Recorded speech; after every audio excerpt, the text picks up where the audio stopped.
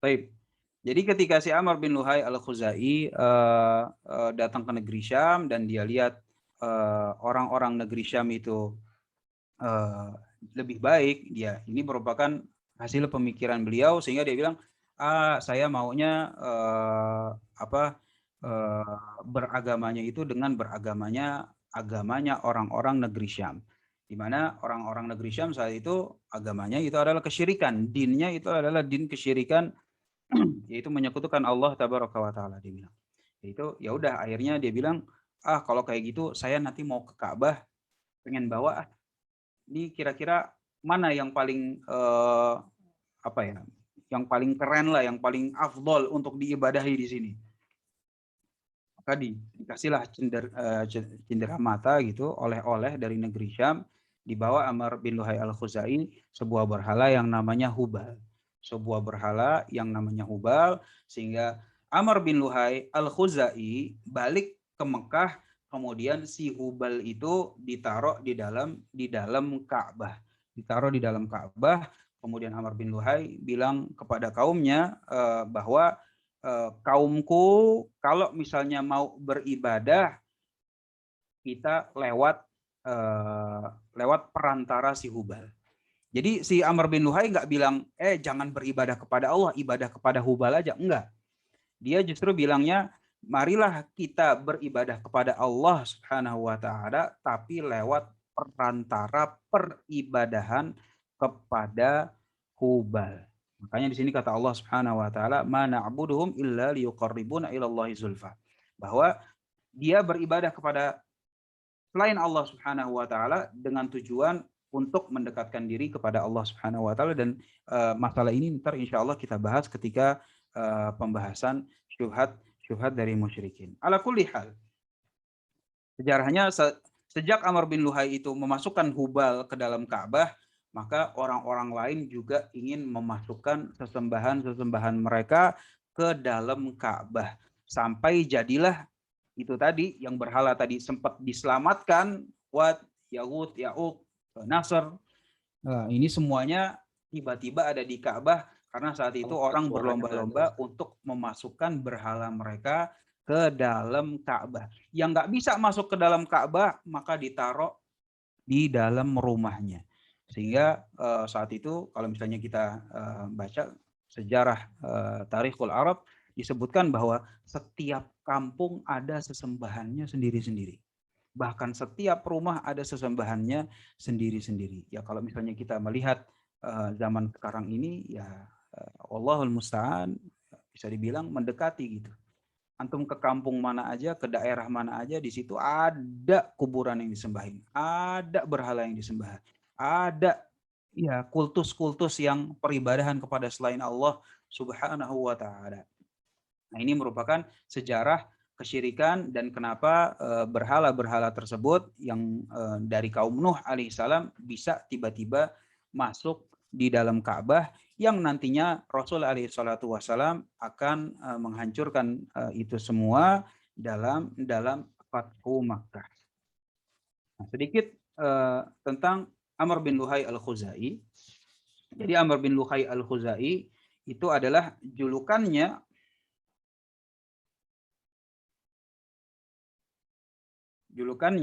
itu adalah man, awwaluman. Jadi yang pertama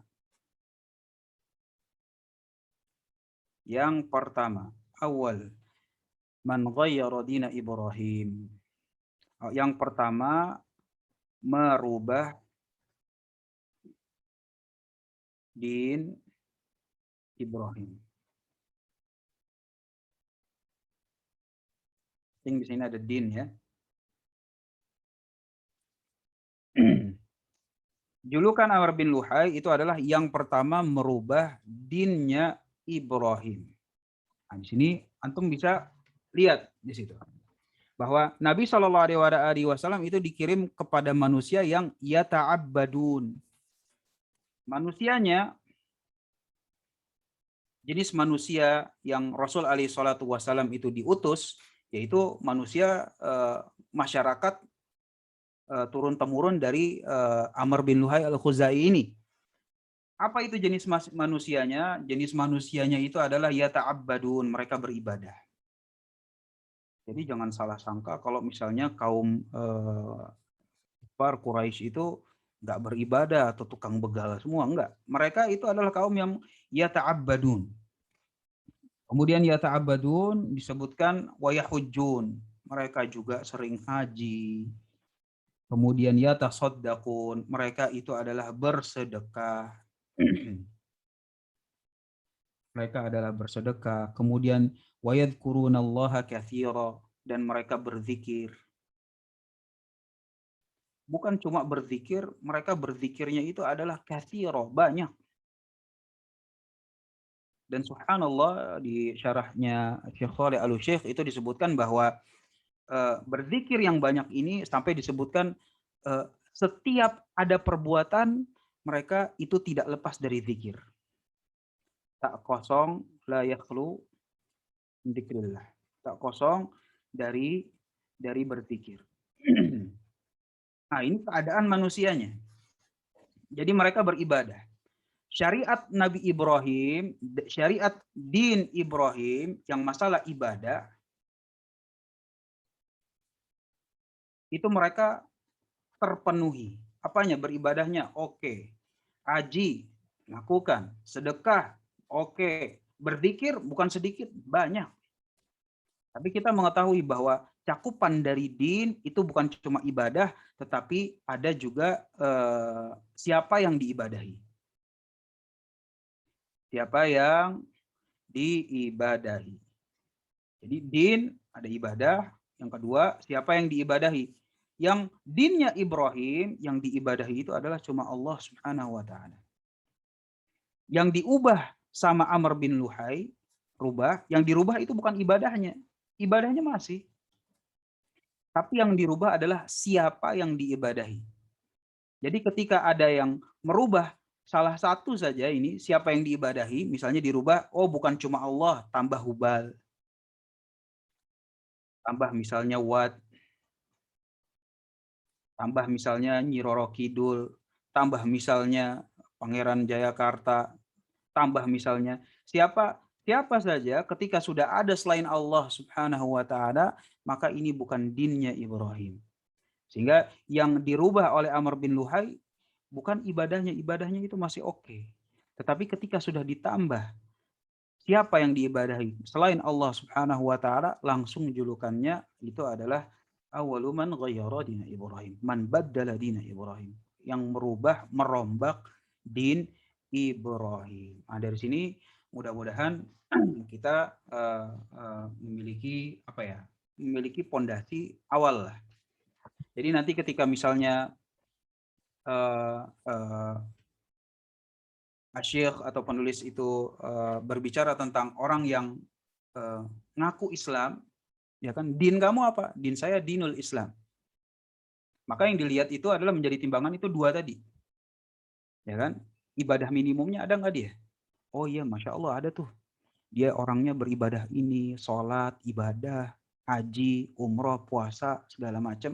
Kemudian yang selanjutnya lagi adalah sisi siapa yang diibadahi, Allah doang atau enggak. Kalau misalnya bukan Allah doang, nah itu kita langsung bilang, ini bukan dinul Islam. Secara definisi, gitu. Secara definisi dari din. Ini bukan dinul Islam.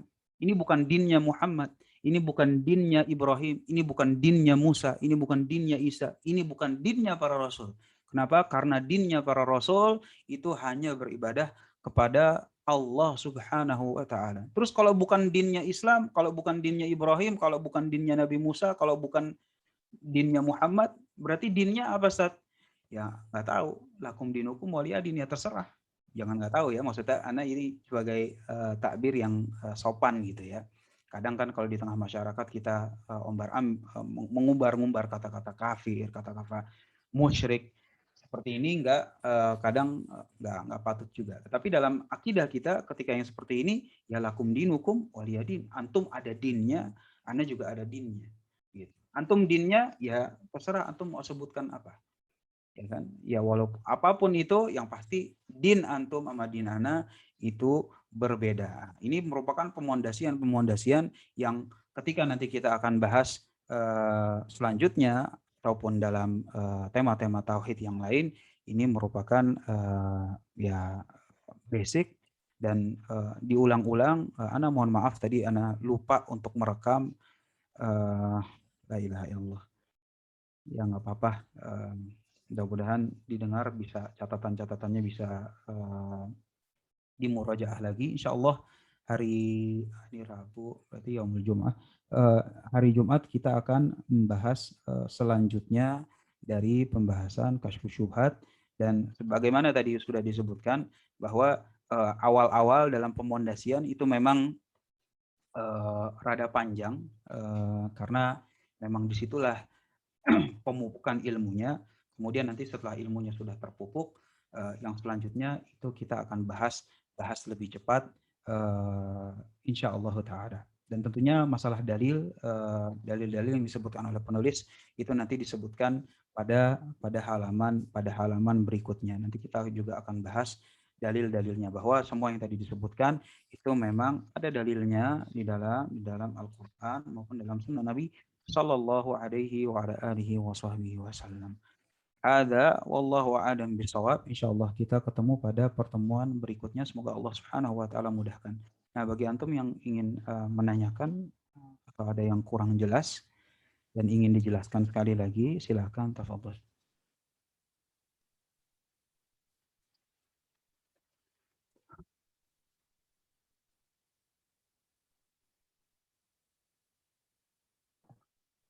Assalamualaikum Ustaz. Assalamualaikum. Assalamualaikum warahmatullahi wabarakatuh. Aman. Ana Isam Fasil Ustaz. Pakai akun anak. Nah, tafadhol. Ini minta diulangi yang fase global sama fase rinci. Fase global sama fase rinci. Baik. Jadi ketika kita berbicara tentang masalah tauhid, maka mengamalkan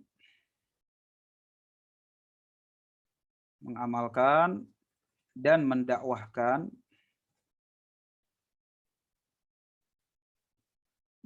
tauhid itu menjadi dua fase. Yang pertama itu adalah fase global. Di mana kalau di fase global itu hanya disinggung secara umum tanpa ada perincian. Kemudian yang selanjutnya itu adalah fase rinci, di mana yang tadi disebutkan di global itu dirinci, mulai dari jenis perbuatannya,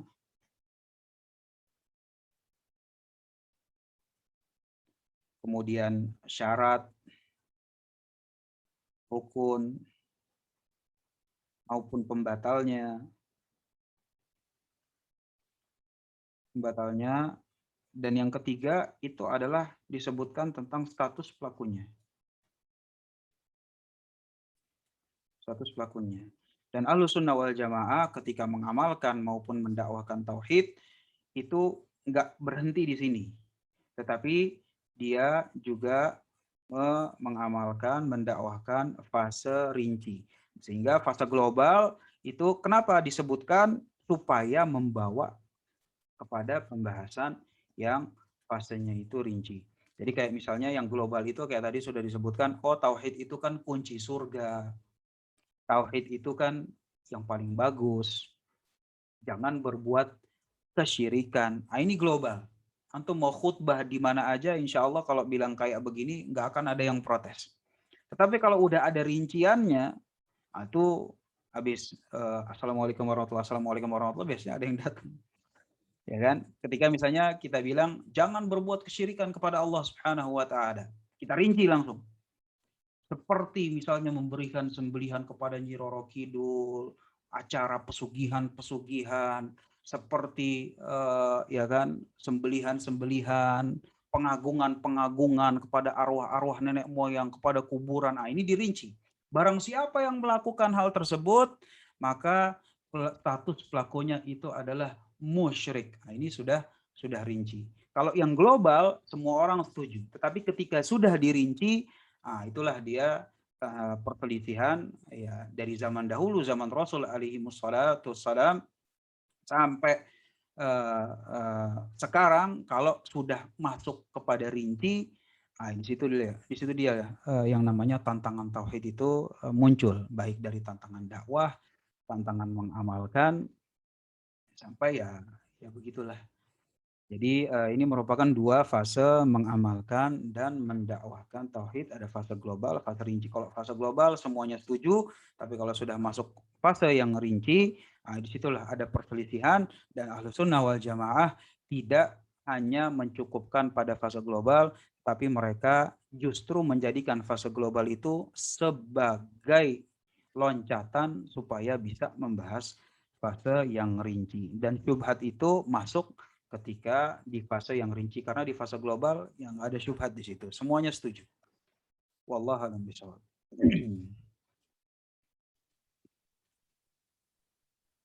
Masya Allah, Ustaz, Anda mau tanya, arti din itu apa? Jadi arti din, bagaimana tadi sudah disebutkan, din itu sebenarnya secara bahasa Arab itu udah difahami gitu ya. Tapi karena memang makin kesini kata-katanya makin kabur, kemudian setelah diterjemahkan menjadi agama makin kabur lagi. Nah, kita perlu untuk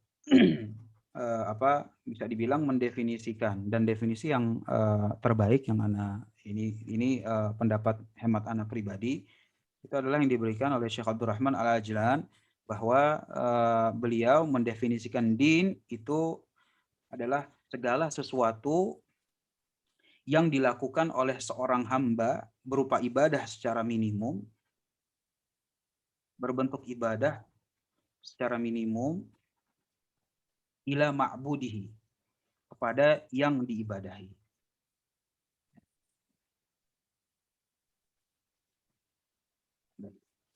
Nah ini din, ada ibadah minimumnya.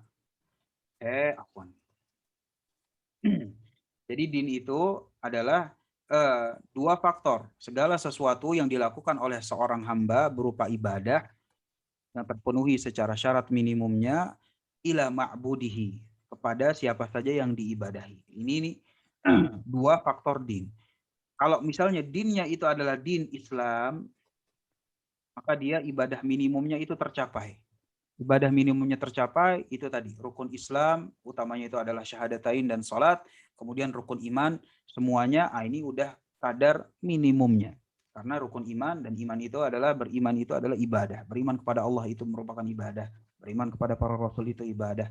Jadi rukun Islam yang dua, syahadatain, kemudian salat, kemudian rukun iman yang 6, itu merupakan ibadah minimumnya. Seseorang ketika melakukan hal tersebut dikatakan sebagai seorang muslim. Kemudian yang diibadahi itu adalah Allah Subhanahu wa taala semata. Nah, kapan ada ibadah yang minimum dan yang diibadahi itu adalah Allah Subhanahu wa taala, inilah dia dinul Islam. Kainan mankan, siapa saja. Mau Islam yang ketika masanya Nabi Musa alaihissalam, mau Islam yang ketika di masanya Isa alaihissalam, mau Islam yang di masanya Nabi Ibrahim alaihissalam, tidak berubah. Inilah dinnya para rasul. Ada ibadahnya secara minimum, dan yang diibadahi itu Allah Subhanahu wa taala. Inilah dia dinul Islam. Selain dari ini berarti bukan dinul Islam. Apa namanya? Ya terserah antum mau sebut apa. Mau sebutnya dinul kufar, mau sebutnya itu adalah dinul jahiliyah, mau sebutnya itu adalah dinul syirk, agama kesyirikan, atau dinul kejawen, ataupun apapun itu, yang jelas dinul Islam harus terpenuhi ibadah minimum, dan yang diibadahi itu adalah Allah Subhanahu wa taala semata. Nah, inilah kata din, dan kalau disambungkan dengan Islam itu tadi sebagaimana sudah dijelaskan. Wallahu a'lam.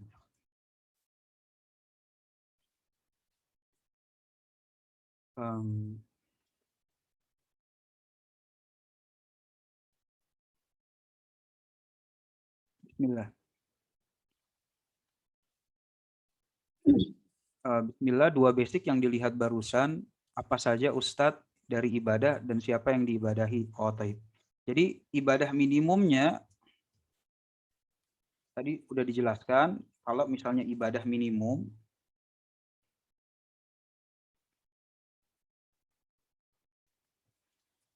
yang dengannya keislaman seseorang itu sah, yaitu berarti rukun Islam yang 2, karena rukun Islam kan ada 5, ya kan? Tetapi kalau yang minimum itu adalah yang 2 saja, 2 kalimat syahadat dan sholat. Jadi kalau misalnya orang nggak mau zakat, ini bukan nggak masuk ranah akidah ya. Dia bilang, zakat janganlah, duit anak dikit. Wajib sih, tapi duit anak dikit. Ya kan? Ini nggak batal Islamnya. Gitu. Atau misalnya puasa, aduh, puasa anak paling nggak kuat, lapar, pengen ngopi pagi-pagi segala macam.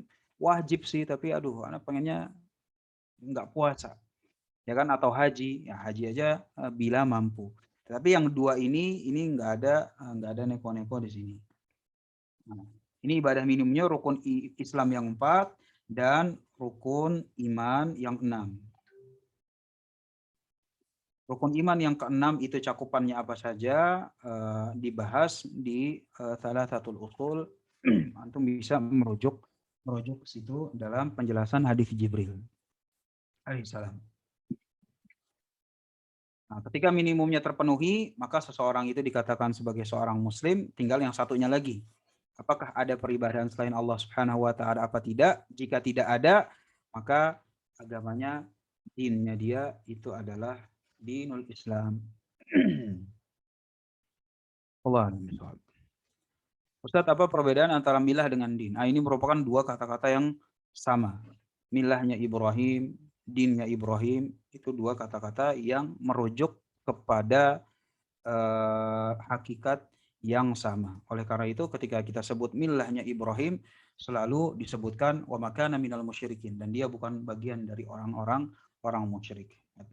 Atau misalnya dzikir pagi petang, asbahna ala fitratil Islam, di bawah Islam, ya kan? Wa ala kalimatil ikhlas, wa ala dini nabiyina Muhammadin sallallahu alaihi wasallam, di bawah dinnya Muhammad, wa ala millati abina Ibrahim hanifa muslima wa makana minal musyrikin.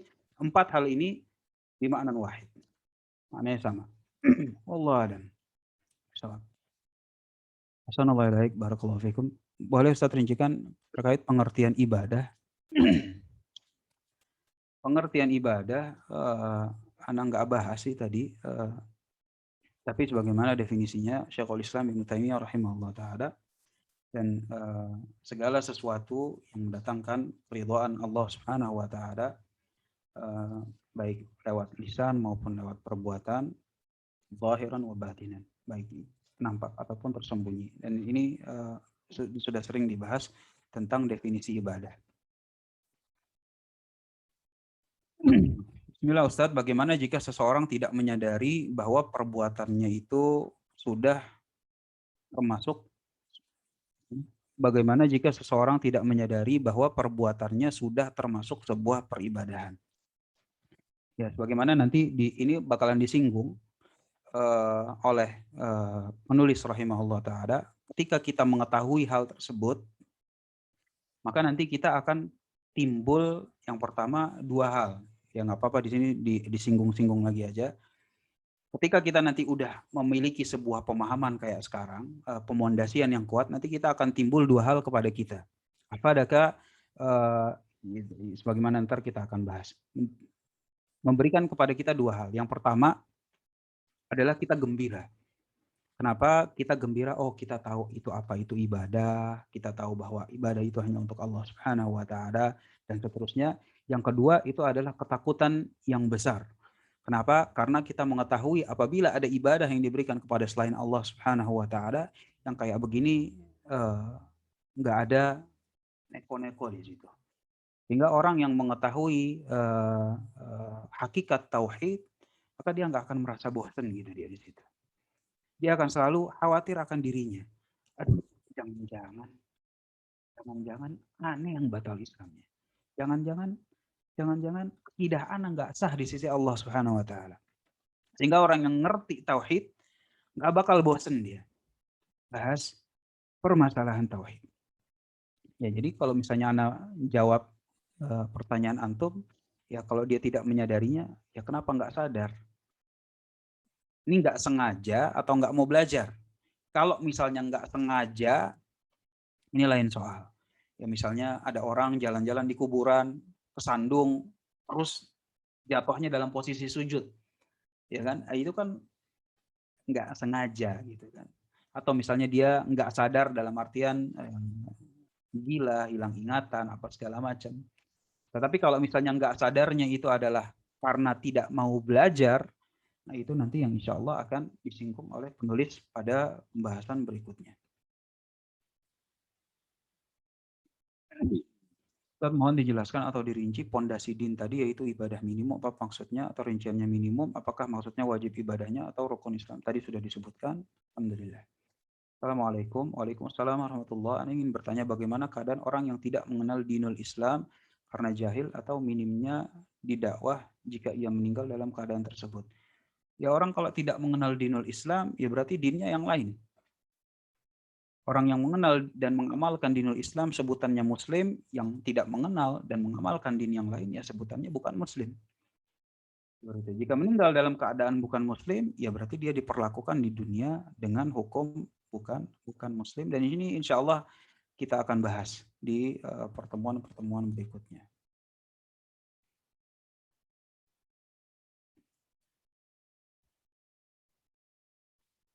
Insya Allah.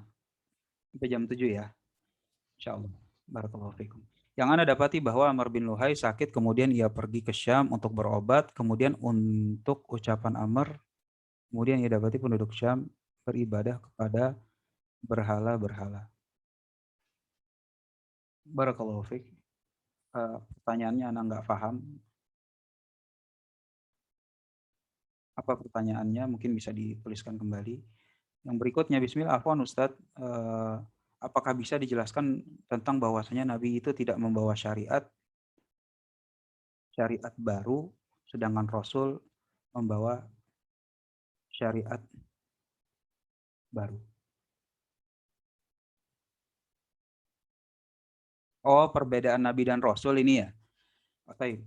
Jadi yang ketika Anda sebutkan tadi bahwa kalau Rasul itu diutus ke tengah-tengah kaumnya, ini merupakan perbedaan yang paling kontras. Perbedaan yang paling kontras. Kalau misalnya syariatnya, terkadang ada Rasul yang cuma ngelanjutin. Ada Rasul yang cuma ngelanjutin, ada pula Rasul yang memang diberikan syariat baru. Sehingga, dan ini merupakan pembahasan detail oleh para ulama, dan Anda lebih cenderung untuk memudahkan pemahaman, kita ambil yang paling ininya aja, yang paling khasnya itu. Yang paling khasnya itu adalah kalau Rasul dia diutus kepada kaum mukhalifin. Jadi dia ada pertikaian dan perselisihan di situ. Kalau misalnya Nabi, berarti kaumnya itu setuju dengan apa yang dibawa. Setuju bukan berarti bisa mengamalkan loh ya. Ya kayak misalnya kata orang, iya zina sih haram, tapi Anda demen. Nah, yang kayak begini dia setuju, tapi hawa nafsunya mengalahkan dirinya, bukan yang kayak begini. Tapi kalau misalnya Rasul itu dari awal memang Anda nggak setuju sama tauhid. Kalau mau ibadah itu nggak boleh cuma satu. Jadi ini merupakan yang ciri khasnya. Ya ada juga yang sebagian bilang membawa ditinjau dari bawa syariat baru apa enggak. Barakallahu fikum atas faedahnya. Ustaz, kalau seorang sering was-was kalau tauhidnya rusak bahkan batal, itu gimana? Ya semuanya was-was akhi. Ya kan Nabi SAW bahkan bilang ada orang yang di paginya beriman kemudian di petangnya itu kafir. Sehingga ya bagi kita semua was-was akan tauhid kita. Ya, ini merupakan hal yang baik. Yang penting apakah dia masuk dalam ranah yang gulu apa enggak.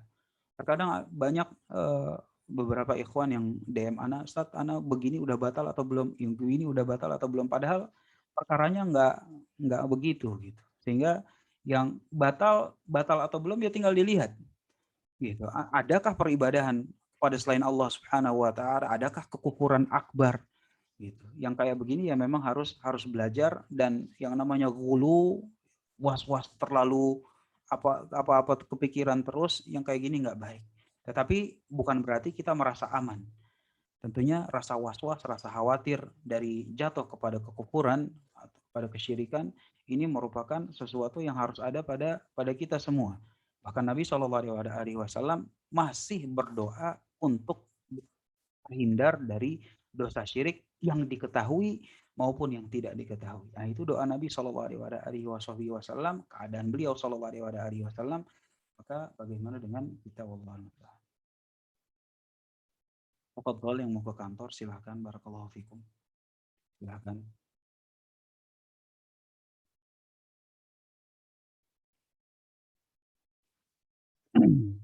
Saya mau tanya status orang yang mempercayai bahwa Nyi Roro Kidul ikut mengatur lautan karena di daerah Ana nelayan sebagian besar mempercayai hal itu. Barakallahu fikum, barakallah. Jadi kita kembali lagi ke definisi Mas.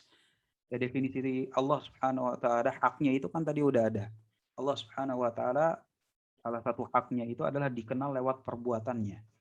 Di antara perbuatan Allah Subhanahu wa taala lah yang mengatur alam semesta. Nggak ada yang lain. Nah, ini kekhususan Allah Subhanahu wa taala. Nggak ada yang lain, saat nggak ada. Mau pantai selatan yang ngatur, siapa yang ngatur? Allah. Mau pantai utara yang ngatur, Allah. Kutub selatan, kutub utara, semua yang ngatur Allah Subhanahu wa taala. Sehingga kapan ada keyakinan bahwa masih ada selain Allah Subhanahu wa taala yang bisa mengatur alam semesta, ya maka ini orangnya ya berarti dia belum merealisasikan tauhid. Seseorang yang masih belum merealisasikan tauhid, dinnya tidak disebut sebagai dinul Islam.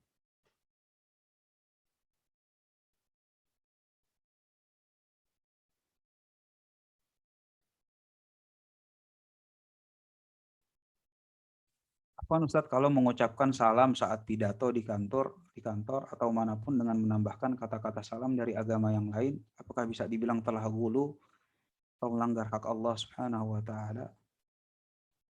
Ya kalau misalnya tasyabuhnya jelas. Tapi kalau misalnya dia bilang melanggar hak Allah, ya melanggar hak Allah kan ada banyak jenisnya.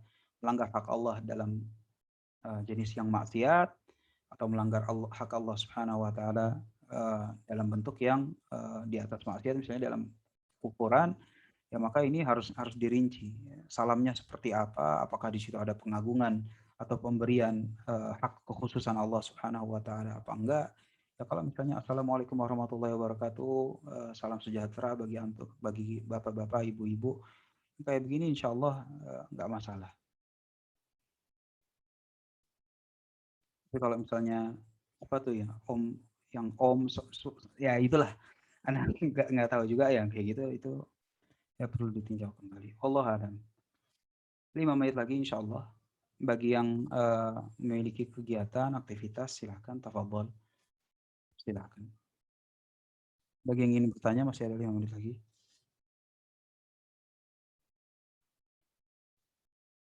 Assalamualaikum warahmatullahi wabarakatuh. Assalamualaikum warahmatullahi wabarakatuh. Afwan Ustaz, secara tadarruj apakah ada kitab yang harus dipelajari atau dimurajaah sebelum masuk ke kitab ini, Kasyfus Syubhat? Barakallahu fiik. Kalau dari ana, ya seseorang kalau misalnya mungkin sudah di salah satu usul, ya insya Allah bisa mudeng dia pembahasan Kasyfus Syubhat. Makanya di Instagram itu ana tulis disarankan bagi yang ingin ikut, ya dia sudah mungkin dalam salah satu usul. Dan idealnya ya misalnya kalau di Saudi atau di mana, itu biasanya Kasyfus Syubhat itu dibahas setelah hatam Kitabut Tauhid. Kitabut Tauhid kan sekarang udah banyak tuh yang bahas. Jadi kalau misalnya mau murojaah atau yang mau belajar, minimalnya dia mungkin salah satu usul. Ya, kalau misalnya udah sampai ke Kitabut Tauhid, baru dia ke Kasyfus Syubhat, maka ini insya Allah lebih mudeng, lebih mudeng dibandingkan kalau langsung ke Kasyfus Syubhat. Ya memang topiknya berat dan nah kan tadi kita sudah sebutkan bahwa syubhatnya itu akan masuk di fase yang rinci. Fase yang rinci itu adalah kebanyakannya itu adalah status para pelakunya. Sehingga Kasyfus Syubhat itu memang banyak pembahasan tentang takfir. Nah, mungkin bagi seseorang yang baru belajar, mungkin rada nggak nyaman atau aduh kok begini, kok begitu, ya ini merupakan yang memang ya, gimana, topiknya nggak ringan. Tapi bukan berarti ini salah gitu ya. Topiknya nggak ringan, tapi ya begitu, apabila bisa di murojaah salah satu usulnya, atau bagi yang sudah khatam kitab tauhidnya, maka tentunya yang seperti ini lebih baik dan bisa lebih mudah. Allah a'lam bishawab. Apakah dapat dikatakan pembatal dinsat yang masalah salam tadi? Itu tadi Pak Wandi, untuk mengatakan pembatal din atau pembatal Islam ini nggak gampang gitu. Memang harus ada barometer yang jelas. Apakah ada pemberian hak kekhususan Allah Subhanahu wa taala kepada selain Allah? Ada kesyirikankah di situ? Ada kekufuran akbarkah?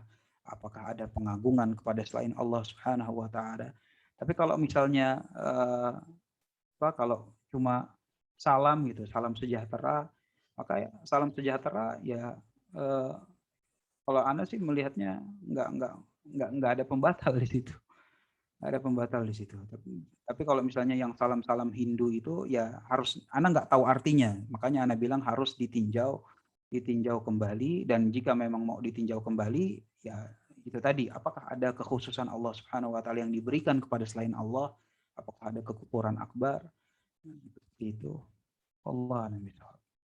Ustaz izin bertanya, nanti Ustaz akan buka kelas usul thalatha atau kitab tauhid. Thalathatul usul Ana udah di YouTube Ana sudah, Allah alam udah berapa kali hatam, antum tinggal pilih yang mana, mau yang hatam di Masjid As-Saff, mau yang hatam di Gunung Bunder, mau hatam yang di Panti Asuhan.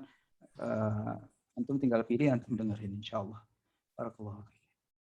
Terakhir insyaallah. Assalamualaikum Ustaz. Waalaikumsalam warahmatullahi wabarakatuh. Izin bertanya, yang dimaksud dengan mungkin salah satu usul dan kitab tauhid itu kadarnya bagaimana ya? Seseorang dikatakan mungkin itu ketika misalnya apa sih tauhid, dia langsung bisa jelasin. Dia bisa mudeng, oh tauhid itu gini gini gini gini gini gini gini gini. Allah Subhanahu wa taala punya hak. Haknya itu adalah hak untuk dikenal, hak untuk diibadahi. Dikenal lewat apa? Dikenal lewat perbuatannya, kemudian juga nama-nama sifatnya. Nah, ini kayak gini nggak mikir lagi, itu namanya mungkin. Ya kan? Terus misalnya rukun iman. Rukun iman itu ada 6. Yang pertama itu adalah iman kepada Allah Subhanahu wa taala.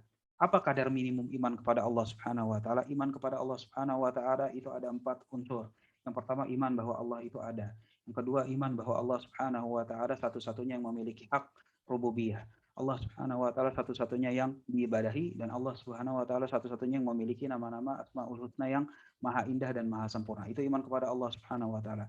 Kalau misalnya iman kepada para malaikat itu apa? Kita yakini bahwa malaikat itu adalah penyampai, Abdullah, dan mereka itu adalah hamba Allah Subhanahu wa taala. Masing-masingnya itu ada tugasnya. Yang paling mulianya itu adalah Jibril alaihi salam, dan yang lain masih ada tugas-tugasnya yang lain, dan mereka adalah semulia-mulianya hamba Allah Subhanahu wa taala yang ada di langit.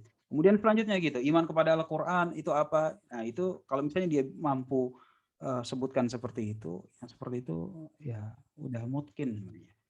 Atau misalnya nggak hafal tetapi tahu gitu, itu juga insya Allah udah bagus lah. Tapi kalau misalnya dia masih lupa, ya apa tadi, iman kepada Allah apa aja ya? Apa aja sih? Yang kayak gini sebaiknya dimurajaah lagi. Dimurajaah lagi. Masya Allah. Terakhir ya. Bismillah, assalamualaikum warahmatullahi fikum akhi. Semuanya mendoakan ana, jazakumullah khairan. Semoga Allah Subhanahu wa taala juga memperbaiki keadaan ana dan keadaan ana semua. Izin bertanya, bagaimana menyikapi terkait perkataan jangan belajar kitab akidah tanpa bimbingan guru karena itu berbahaya karena menimbulkan kerusakan yang lebih rusak daripada ketidaktahuan.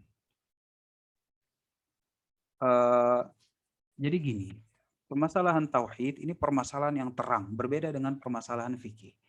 Kalau dalil-dalil fikih itu memang jelimet, ya kan? Misalnya jangankan yang paling gampang deh, kenapa cuci kaki itu termasuk dalam rukun wudhu? Nah, ini mau dibahas ada susah, gitu. Bahas pendalilannya loh ya, bukan pembahasan kata para ulama. Kalau misalnya kita bilang, ya kan ulama bilang rukun, nah ikut aja, gitu. Tapi kalau misalnya mau bahas pendalilannya, ya kan itu ribet. Tapi kalau misalnya pembahasan tauhid, maka memang Al-Quran turun dengan ayat yang paling terang benderang itu tentang masalah tauhid. Tentang masalah tauhid. Ya, antum mau bahas apa? Fatihah aja. Iyyaka na'budu wa iyyaka nasta'in. Hanya kepadamulah ya, kami beribadah, hanya kepadamulah kami memohon pertolongan. Apa yang enggak jelas? Kan gitu. Apa sih yang enggak jelas dari iyyaka na'budu wa iyyaka nasta'in? Kan antum udah bilang iya karena abud. Hanya kepadamulah kami beribadah. Kok masih beribadah kepada yang lain? Nah ini orang awam ngerti. Dan memang Allah Subhanahu wa taala menurunkan ayat-ayat tentang tauhid itu untuk semuanya. Lil alamin. Orang yang mau makan bangku pesantren, yang nggak makan bangku pesantren, bisa bahasa Arab atau cuma modal terjemahan. Kalau ayat-ayatnya itu tentang masalah tauhid, insya Allah jelas. Nah, ketika antum bilang jangan belajar kitab akidah tanpa bimbingan guru, maka secara umum memang kalau belajar kitab ya harus ada gurunya. Ini lebih baik idealnya seperti itu. Tetapi kalau misalnya dia bilang menimbulkan kerusakan yang lebih rusak daripada ketidaktahuan, tergantung tidak tahunya apa.